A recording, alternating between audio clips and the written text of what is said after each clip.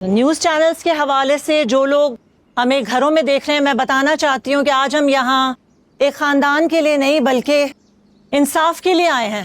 ये बेचारी एक बेवा खातून है जिन्होंने अपने 2 बच्चों को बड़ी मेहनत से, बड़ी मुश्किल से पाला पोसा है।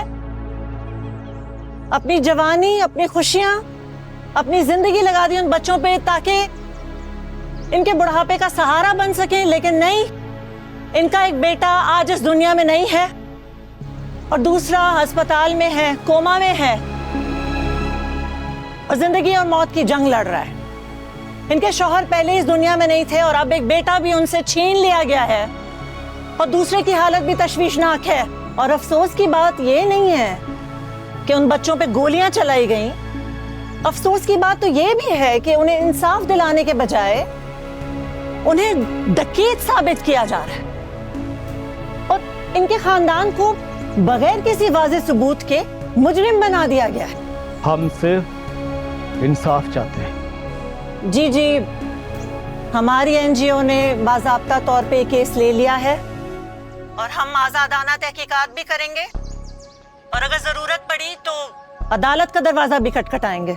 और अगर हमें महसूस हुआ कि मुतालिका इदारे इस केस की तहकीकात गैर जानिबदारी या जिम्मेदारी से नहीं निभा पा रहे हैं या हकायक को नजरअंदाज किया जा रहा है, तो हम उन इदारों के खिलाफ कानूनी चाराजोई भी करेंगे और उन्हें अदालत तक भी लेकर जाएंगे। हम हुकूमत से, कानून नाफिज करने वाले इदारों से और मुतालिका हुकाम से मुतालबा कर रहे हैं कि इस केस की तहकीकात शफाफ अंदाज में की जाए और अगर वो बच्चे बेकसूर हैं तो उन्हें इंसाफ दिलाया जाए। अगर किसी ने अपने इख्तियारात का नाजायज फायदा उठाया या गलत इस्तेमाल किया तो उसे जवाबदेह होना पड़ेगा।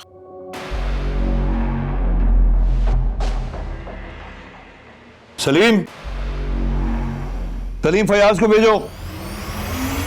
जी सर, आपने बुलाया?